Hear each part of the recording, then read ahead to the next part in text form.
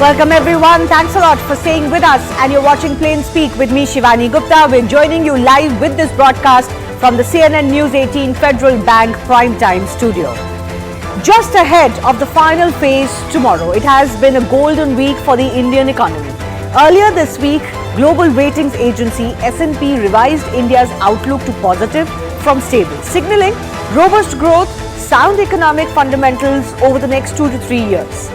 The revision in the outlook is a big shot in the arm for the BJP-led government, which is widely expected to secure a third term on June 4. Today, it has also come to light that the Reserve Bank of India has brought back 100 tons of gold reserves of India from UK vaults. Now, this is also being seen as a landmark moment for India.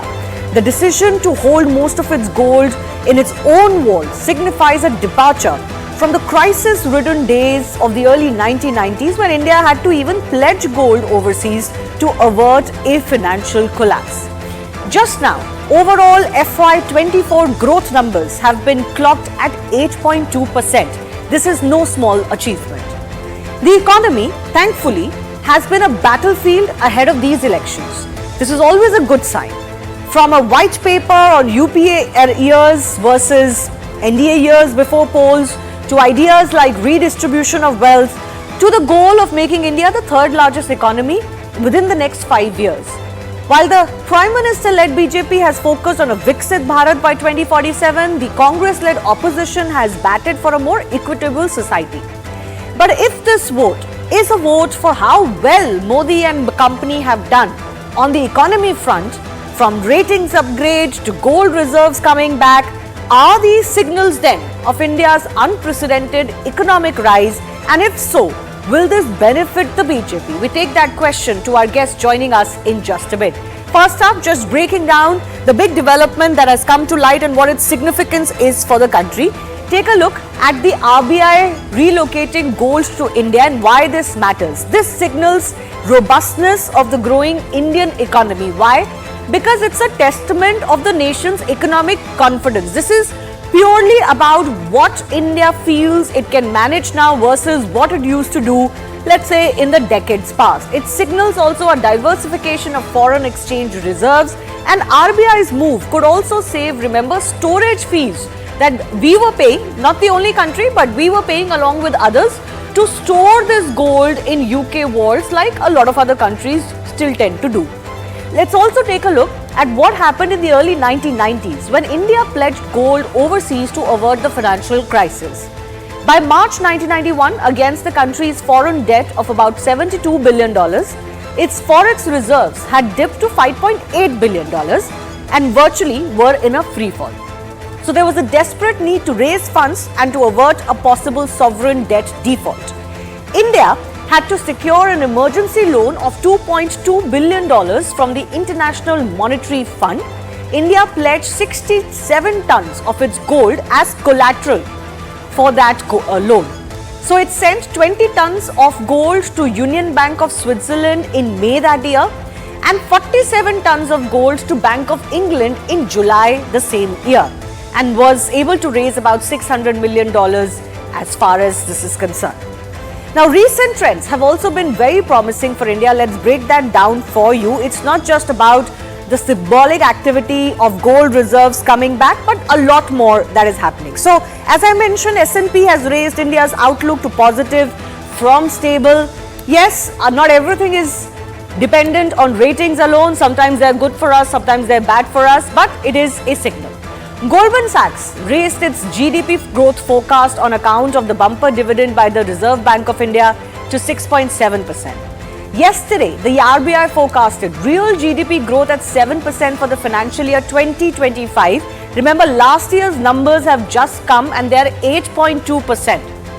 On March 23, Sensex rallied to 1,186 points to hit an all-time high of 75,400 plus. On March 23, Nifty moved over 360 points to trade at a record peak of 22,960. And in fact, the Nifty touched a new summit of 23,000 on May 27, a few days later. India's forex reserves have also jumped $4.5 billion, reaching an all-time high of $648.7 billion, and this was achieved on May 17. Just some of the numbers to suggest that the Indian economy continues to make rapid strides, and those GDP numbers have come out just a short while ago.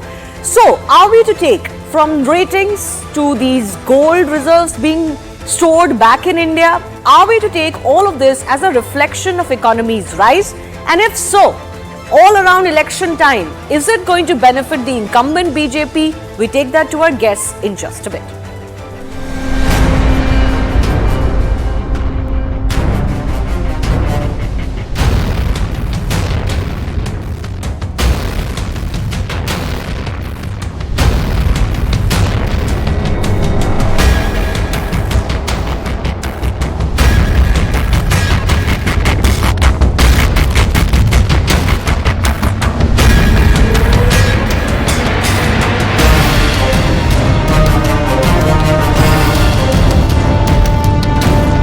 Undoubtedly, it's a big good omen, and big good omen for Prime Minister, for the country, for the economy. And the reasons they put out more than clearly explains why an economy needs a visionary leadership.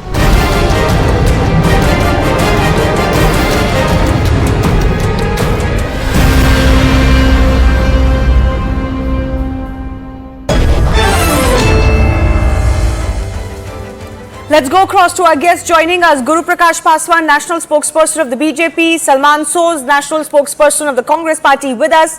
I'm also joined by Vijay Sardana, economist, and Rajiv Desai, economist on the show. I do thank you, gentlemen, for your time. Salman, why don't I begin with you? Will you concede the GDP numbers at 8.2 for financial year 24, gold reserves being stored in India, S&P and others revising their outlook for India? What is the complaint about the economy? Well, I haven't complained about the economy. You're assuming that I'm going to complain about the economy. I think anytime we have good growth rates, we should be happy. It's better to have a higher growth rate than to have a lower growth rate. However, having said that, and of course, 8%, we should not underestimate it. This 8% is a good growth rate, very good growth rate. It's probably the highest in, large economies. Yes. The problem that we have in our country is that we have to understand what the composition of GDP growth is. What is it doing for the people? Ultimately, we're not going to eat GDP. You and I are not going to eat GDP. We have to actually live. Our people have to live. They have to have a good life. They have to have a decent life. Their living standards have to improve. The question for us is that happening? If that was happening, then I think you would agree that the way this election is going on, the elections narrative would not change the way it has shifted over these last 6 phases. There is a palpable my sense is there's palpable distress, especially in rural communities, and we know why that is the case. We know. There are a few basic reasons for that. Despite high growth numbers, our economy is not creating jobs. Okay. It's just simply not. Let me just finish. Not creating jobs, our rural economy, the wages remain stagnant or in real terms have declined. And I think the big farming community is actually adding to its numbers. It's a very strange thing that while our GDP growth is going up, our agricultural labor force is actually gaining people, which is the opposite of what should happen. Okay, fair enough. So you've made your opening arguments. Situation. And by the way, one final thing, we should also keep in mind that the RBI has actually projected for next year, it's going to be declining growth. And by the way, while RBI has projected almost 7%, which is a full 1.2 percentage point lower growth rate for the next year, professional economists are actually projecting even lower than that. So we should be cautious. Okay, I think I get your sense. Let me give Guru Prakash Paswan the opportunity to respond to your opening comments. Yes, 8.2 is very good, but it is not really the numbers or the actual figures that the opposition has ever contended is the problem, although they have. At least today, Salman is saying 8.2 is a very good figure for India to touch, and it is. The problem though is how equitable is that growth and how much jobs is it creating. For at least the last 3 to 4 years, we've been hearing the concern over jobless growth. Shivani, a very warm good evening to you and all my fellow panelists. And there will always be an element of cynicism and skepticism as far as our opposition is concerned. But we have to understand a very simple, a very elementary fact that we had a prime minister who had an Oxbridge degree, who was an economist from Oxford and Cambridge and all the international rating agencies. And I think this has happened almost after 1.5 decades. So under an Oxford economist prime minister, our economy was stable.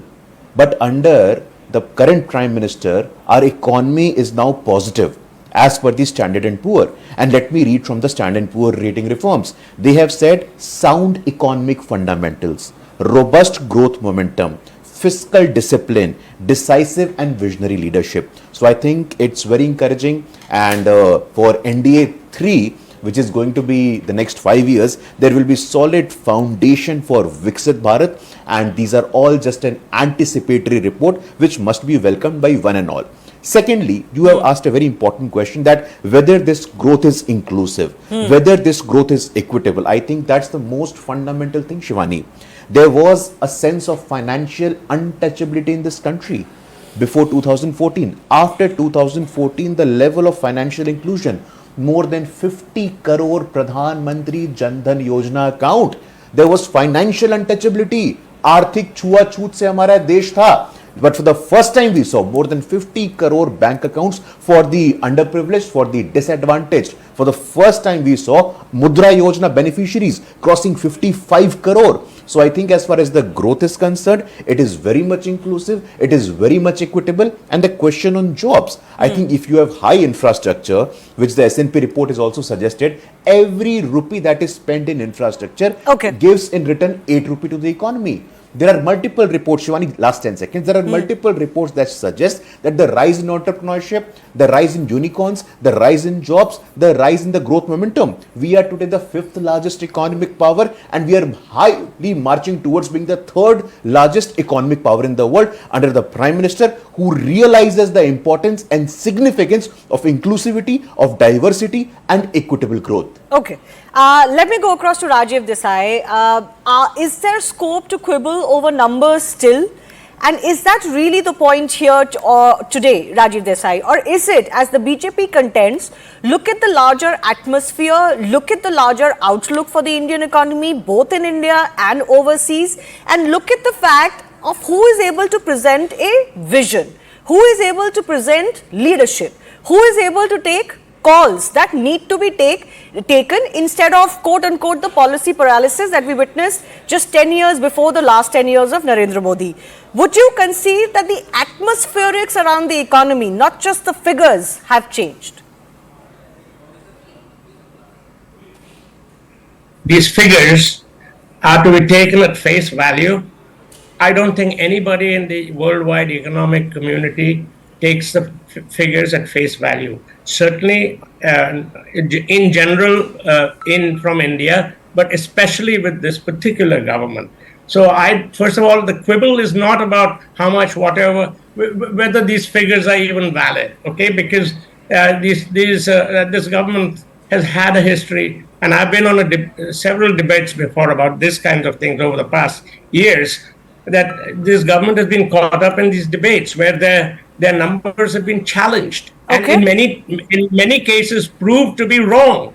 So I mean, why would I discuss something that's not even there? Okay, so let's leave aside the 8.2 figure if that is what you're saying is not to be taken at face value. My question is, even if you forget that number, we are in an election cycle, and the sense I got That's on the ground, the point. The sense I got on ground is that surely it's not as if people don't have problems, but who are they looking at to solve those problems? So, which is why I asked you the question about the atmospherics.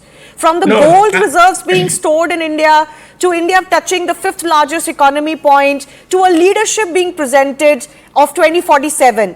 The atmospherics are equally important, no? No, actually what is really important is to be able to tell the truth.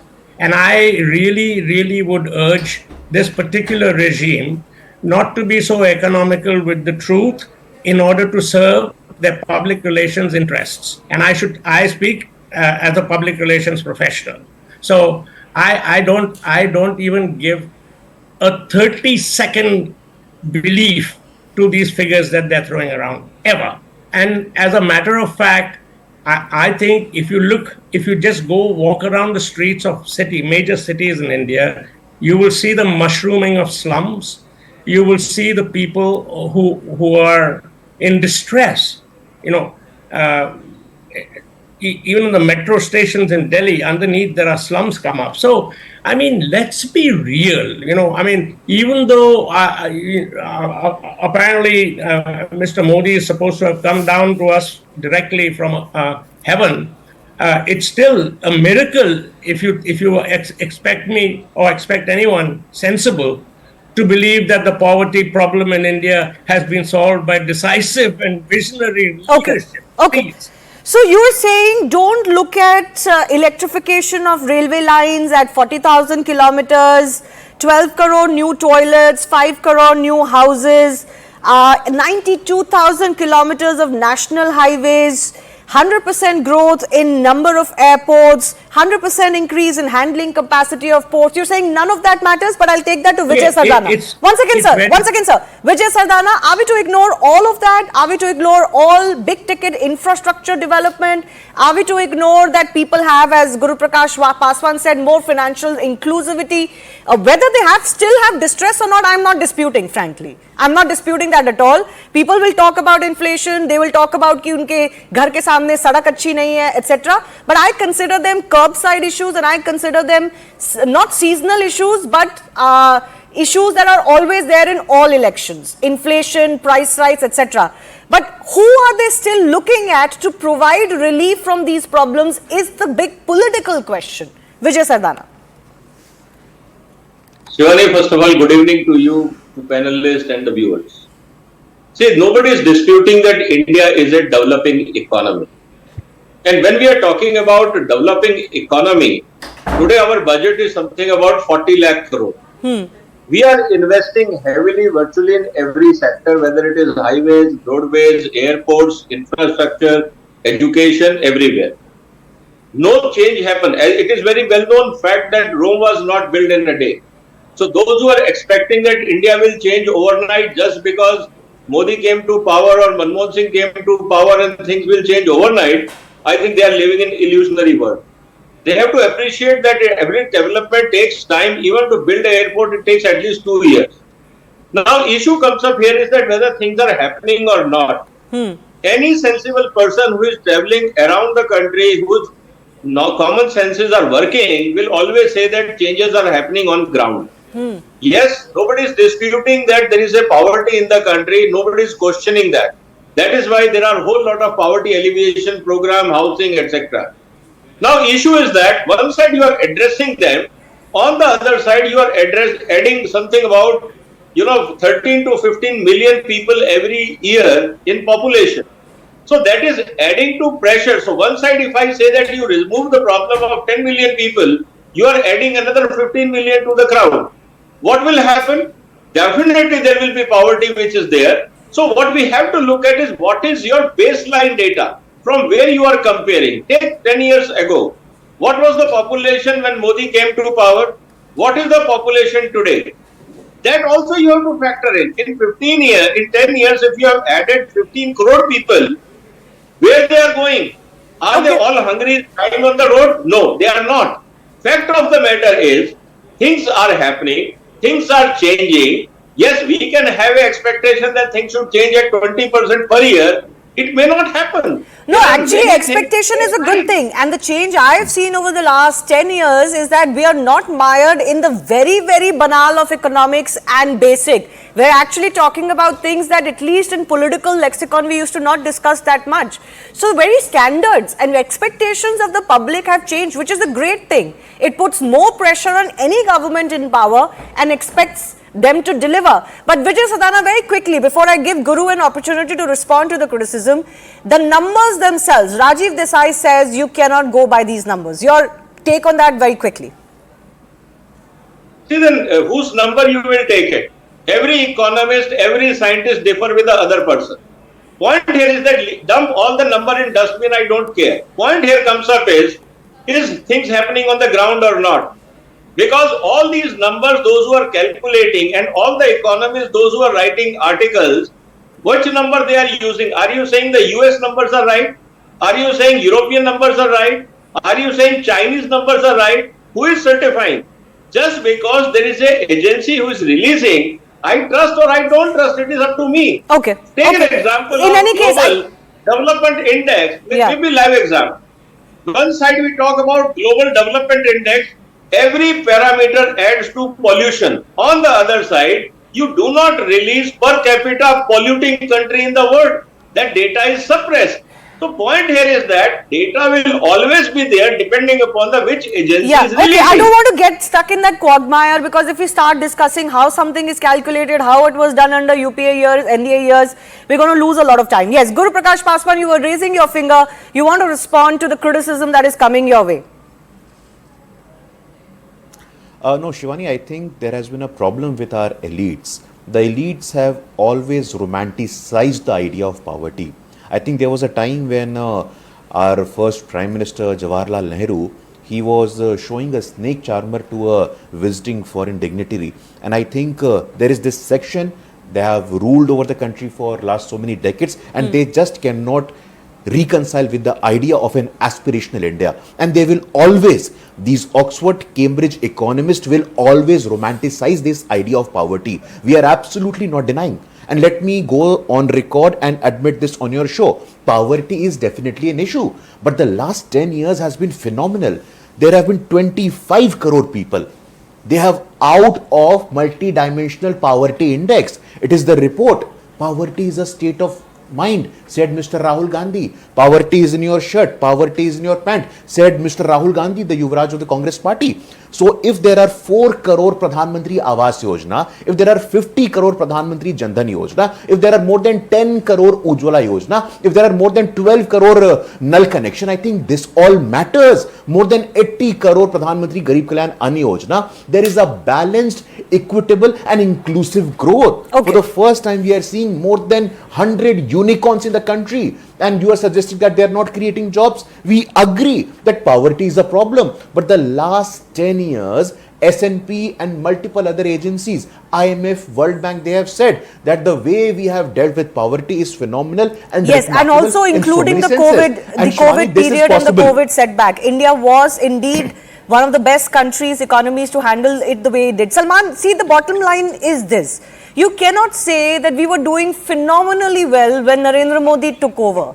He says he's building a base on which, for example, the Jam Trinity, you build a base on which you begin to then exponentially rise. There was a period where middlemen cuts and corruption was a massive issue. It used to drain the Indian economy. Today you have direct benefit transfers.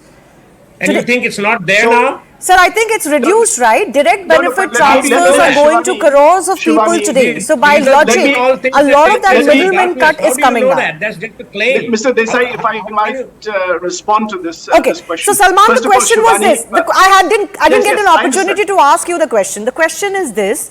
Yes. When it comes to delivering, both in terms of schemes, big ticket infrastructure and a vision, have you lost out to Narendra Modi? Well, first of all, I think the BJP spokesperson seems to have something really against, academic institutions of excellence. Maybe he got rejected, but this constant criticism of academic institutions does no. I think this is your feudalism, Shivani. I will not accept this. Shivani, let me speak. You see, Shivani, this is a personal comment. Shivani, this is a personal comment. Shivani, you must interfere. Shivani, you must interfere. This is a personal comment. How are you aware, sir? नहीं, आप Oxford से आए हैं. आप Oxford से आए हैं. You will decide. You will decide who will be accepted and who will be rejected. No, you will decide. No, you will decide, sir. Oxford से आने वाले लोग इस देश को नहीं चलाएंगे. ऑक्सफोर्ड, कैम्ब्रिज इस देश को नहीं चलाएंगे. सुन लीजिए आप. No, you have a problem with this. Who are you to say? Who are you to say? Mr. Salman, shut up. One second. Can I come in? Gentlemen. Who are you to say it? Gentlemen, who are you to say it? Is he? Who are you to? Look, you have a problem with the Garib. You have the problem with the Dalits of the country. Is this the way? You have a problem. No, you said that I got rejected. Who are you to say? No, one second. Can I just Who are you to say? आप अपने Oxford के पास रखिए. Guru Prakash, one second, Shivani, he made a let me personal come in, comment. please. Let me come in. Shivani, Salman, you Salman know and that Guru, I please don't let know. me come in. Shivani, Let me मैं come ऐसा in. नहीं Did I interrupt you? Yes, I'm going to give you मैं ऐसा time, नहीं करता हूं, Salman. आपको पता है. I just want He to made a humbly personal say, comment. let's not make any personal Shivani, मैं ऐसा comment नहीं against करता हूं, he made a anybody. personal comment. Even if somebody What was to be personal rejected by Oxford or something, it's not a problem. It's not a blight on them. Shivani, listen, Shivani. Right? Opinions aside, Listen, Shivani. let's Listen, not. no, Okay, listen, Salman, listen I'll to give me. you a Mr. minute Swaz. uninterrupted. No. I'll give you a minute Yeah, I was uninterrupted. just Please saying, he's respond. not letting Let's me come to speak the on meat of the Shivani, debate, please, Shivani, gentlemen. he has to apologize. Shivani, He's ऐसे नहीं होता है. he's Shivani, censoring ऐसे the नहीं No, जाने tell दोगे that आप उसको. BJP guy to keep नहीं, quiet Shivani, first. Shivani, this is not appropriate. He should keep Guru, quiet. I have This is not intervened and I appropriate. think... Mr. Desai. Guru, I have intervened. You have Shivani, also made Shivani, your you should point clear. apologize. Shivani, You have who made is your he to point say- clear. He See, I should can't keep make quiet. him apologize. Learn Unfortunately, manners. I don't ये have तो that होते power. बोलने He वाले. should wait ये for his reject turn. और accept Shivani, आप this is बताएंगे क्या? ridiculous. Okay, No, this is the problem. This is the problem, sir. This is the problem. He's You come not down letting to me this. speak People because outside he Oxford will is run the what I country. say. You are saying Oxford, Cambridge वाले apologize. Jawaharlal Nehru थे. क्या किया उन्होंने? BJP is not going Jawaharlal Okay, I Nehru have देश to के come in. स्मित chart Guru, दिखाते Guru, थे. I वो request नरेंद्र you, मोदी चाय वाले के बेटे हैं. request you, please Oxford calm में दिक्कत down. है इनको. You've had your No, intervention. Shivani, आज ये I've स्पॉट made भी an गया तो उसका intervention on tourism your रह behalf. जाएगा. Can I please? Yeah, 30 no, seconds. please. Salman Please Soz and I, keep Salman Soz and Shivani, I. he has to But Salman, apologize. please refrain from any Shivani. personal comments on anybody's ability, I am just even saying, in jest. Shivani, that Even the in jest. BJP, that the BJP, listen to me, But listen. he has a problem. The BJP, Salman and I. This guy has a again, problem. he's interrupting. Can you please mute his mic? I mean, I did not interrupt you. I'm running out of time, Salman. Please, quickly. My point is, Mr. Desai has a point that we should take seriously. When Okay. I was at the World Bank, China used to have a data credibility problem. India did not have a data credibility problem. But now, as your other panelists said, whereas we need data, we need population data, we need to see population growth. India is the only large economy that has not done a census. The only large economy in the world that has not done the census. So India has a data problem, but I did not want to get into the data issue. No, I come to want tell you, the Shivani, expectations of the public coming to and the- whether I'm they look coming- to yes, you yes, I'm or they coming- look to Modi. Yes. I'm coming to this. The expectations of this atmospherics, as you call them, Shivani. Let me tell you, Shivani, when you talk about India is going to be the third largest economy, Shivani, you could be the prime minister, I could be the prime minister, Mr. Desai, or the BJP spokesperson could be the prime minister. India is still going to be the third largest economy because that is the dynamics of population and economic growth. Anybody could be prime minister. You don't need Mr. Modi for that. I think That's this not a kind great of- advertisement for this- you either. No. What I'm saying is, no. What do you mean? What I'm saying, that Prime Minister Modi and the BJP are always saying, this is going to be the third biggest economy in the world. Of course it is going to be. It is ridiculous. They think people are fools. Now, the other thing is, Shivani, you said that atmospherics don't matter. What matters is what is happening to our people. This whole business of, we have we are doing lots of capex, lot of roads and bridges, Yeah. etc. The point is, are we creating livelihoods and job opportunities as well? Okay, Because fair without enough. that, all those roads are useless. Okay. They're useless, those roads and No, I bridges, think without the giving issue people hope. of enough jobs, the issue of quality jobs, the issue of desirable jobs continues to be an issue in the Indian economy, and it needs to be seriously looked at. I There are am no not jobs. in Forget any way quality trying to jobs. brush There are no that under the jobs. carpet. But I've run out of time. I do thank our guests for joining us. We will, of course, continue to discuss the economy, I think, even in days to come. Even though we're coming to the end of the election cycle, the economy continues to be a top focus, which is always a welcome thing.